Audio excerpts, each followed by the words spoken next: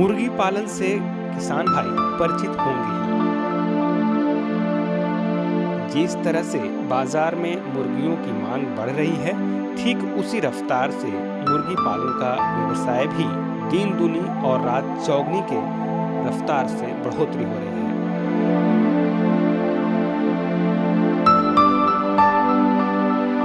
मुर्गी पालन के लिए लोग चूजा तो कहीं न कहीं से लाते ही हैं। हाँ, तो क्यों ना चूजा उत्पादन किया जाए।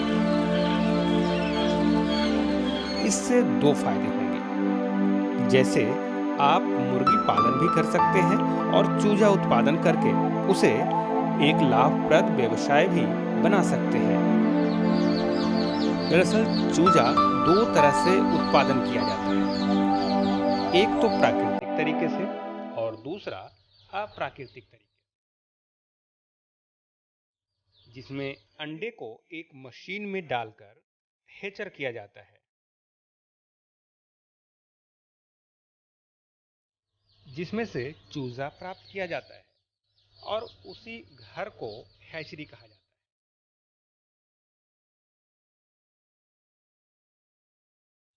आप सोच रहे होंगे कि आखिर ये होता कैसा है, तो आइए हम आपको बता रहे हैं कि अप्राकृतिक तरीके से चूजा उत्पादन आखिर इस मशीन से कैसे किया जाए।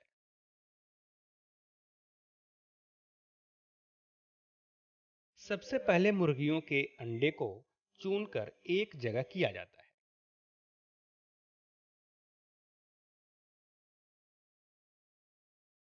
फिर सारे अंडे को बारी बारी से देखा जाता है कि कौन सा अंडा निषेचित है और कौन सा अंडा अनिषेचित। अब आप पूछ सकते हैं कि निषेचित और अनिषेचित क्या होता है।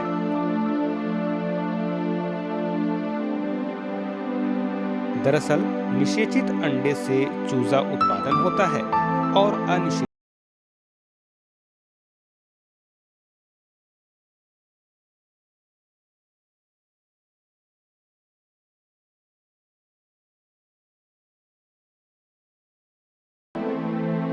अब आप सोच रहे होंगे कि निषेचित अंडे का पहचान कैसे कर सकते हैं।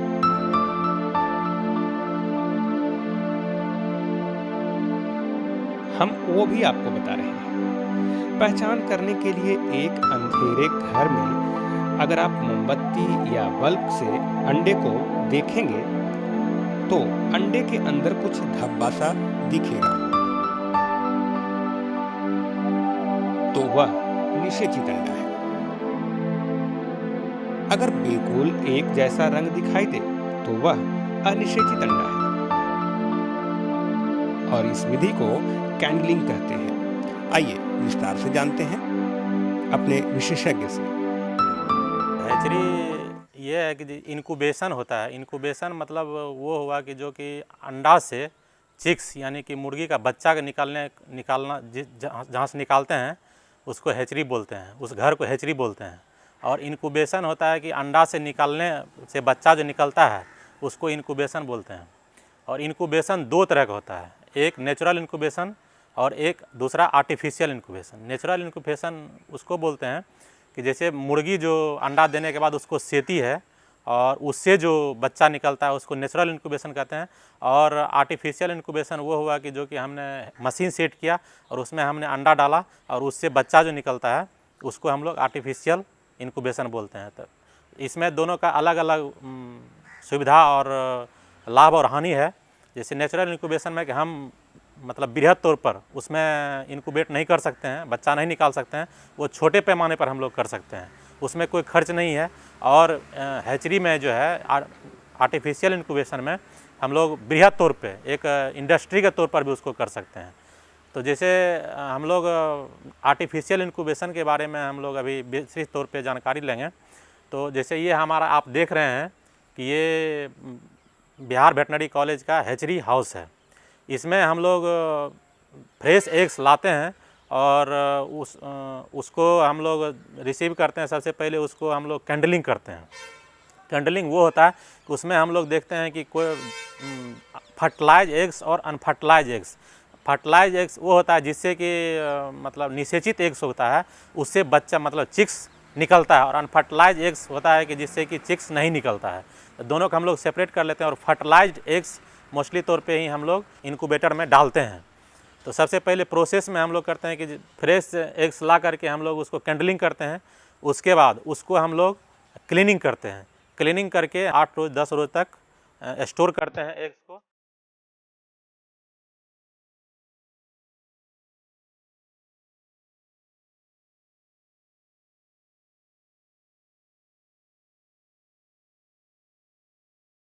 अगर बहुत ही इंटरेस्ट रखते हैं, बहुत ही इंटरेस्टेड हैं कि हमको हैचरी या मुर्गा चूजा का उत्पादन करना है, तो उसके लिए आपको तो सबसे पहले लेयर फार्मिंग करना होगा। लेयर फार्मिंग जैसा कि मैंने पहले बताया, लेयर फार्मिंग का जो तरीका है वो अडॉप्ट कीजिए। उसके बाद में लेयर फार्मिंग करने के बाद आपको ये ध्यान रखना होगा कि हमको चूजा प्राप्त करना है, तो उसके लिए एक हैचर मशीन आता है आजकल। तो आप कितना कैपेसिटी का हैचर मशीन लेना चाहते हैं वो अलग अलग रेट में बाज़ार में उपलब्ध है। हाँ, हैचरी में हम लोग सबसे पहले हैचरी में एग को हैच करने के पहले कुछ तरीका होता है, कुछ प्रोसेस है, विधि है, उसको अपनाते हैं। सबसे पहले तो हम ये श्योर करते हैं कि हमारा जो एग प्राप्त हुआ जिसको हम हैचरी में डाल रहे हैं वो निषेचित है या अनिषेचित है। तो उसको भी जांचने का, कभी कभी ऐसा होता है कि निषेचित अनिषेचित भी मिल जाता है, एक दूसरे में मिल गया बाय चांस किसी तरह, तो उसको भी एक जांचने का तरीका है। सबसे पहले एक कैंडलर आता है, या अगर कैंडलर आपके पास नहीं है अवेलेबल तो आप सिंपली एक कैंडल जला करके भी उसको जांच सकते हैं। कैंडल जलाने के बाद आप देखेंगे, एग को लाइट में ले जाएंगे तो जो निषेचित एग होगा, निषेचित एग में आपको एम्ब्रियो मिलेगा। एम्ब्रियो मिलेगा मीन्स कि आपको लगेगा कि कुछ अंदर में डेवलप कर रहा है, विकास कर रहा है, और जो अनिषेचित रहेगा उसमें कुछ नहीं मिलेगा, थ्रू आउट सेम नज़र आएगा। तो इससे आप ये डिटरमाइन कर सकते हैं, निर्धारित कर सकते हैं कि एग निषेचित है या अनिषेचित है। कैंडलिंग के बाद सभी निषेचित अंडे को अच्छी तरह से सफाई करने के बाद एक घर में 7-8 दिन तक जमा किया जाता है। फिर अंडे को सेटर मशीन में 18 दिन तक रखा जाता है। सेटर के अंदर का तापमान 99 से लेकर के 100 डिग्री फ़ारेनहाइट और आर्द्रता 85 से 87% तक होता है। फिर 19वां दिन हैचर में रखा जाता है, जिसका तापमान 98 डिग्री और आर्द्रता 89% तक रखा जाता है।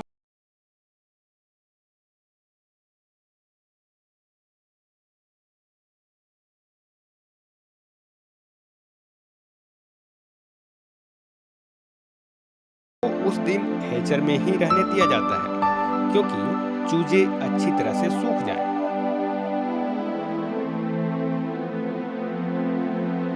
इसके बाद चूजे को हैचर से निकाल लिया जाता है, साथ ही एक सुई भी दी जाती है।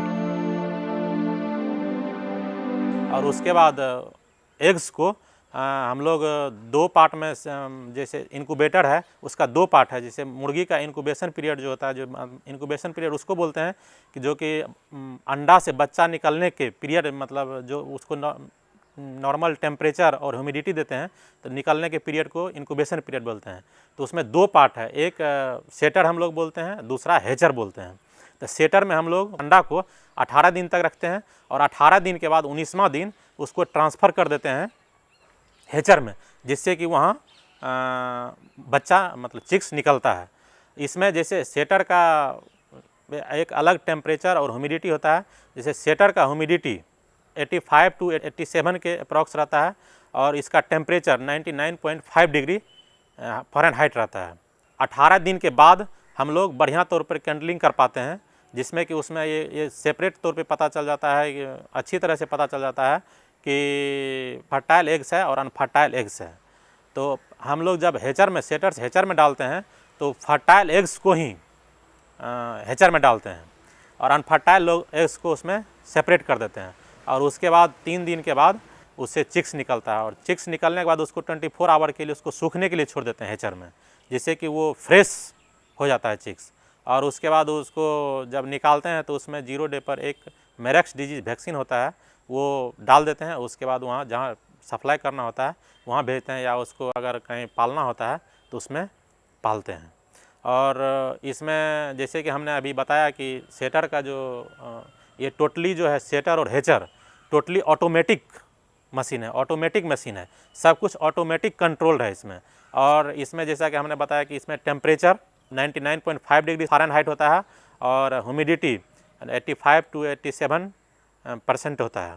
और उसी तरह हेचर में टेम्परेचर होता है 98 डिग्री फ़ारेनहाइट और ह्यूमिडिटी इसमें मतलब 88 to 89 हम लोग मेंटेन करते हैं। और इस तरह से हम लोग जब देखते हैं तो फर्टाइल एग से भी अप टू 90% से भी ज़्यादा हम लोग चिक्स इससे निकालते हैं। और अगर आप आर्टिफिशियल मेथड नेचुरल मेथड में जाइएगा तो उससे कम अमाउंट में चिक्स निकलता है। तो अगर इस तरह से हम लोग साइंटिफिक विधि से अगर हम लोग हैचरी को मेंटेन करें और इससे निकालें तो ये हमारा एक प्रॉफिटेबल बिजनेस हो सकता है।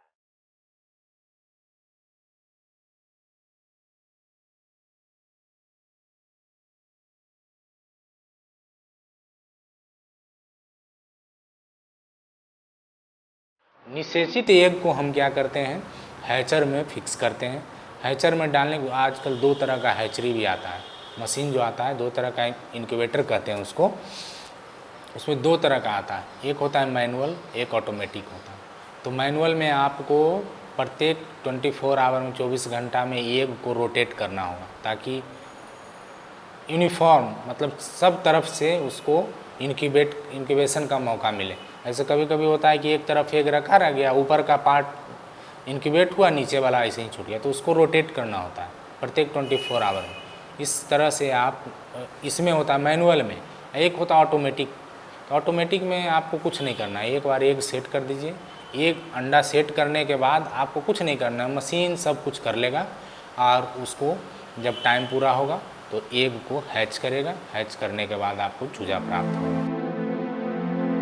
तो किसान भाइयों, है ना ये फायदे का व्यवसाय।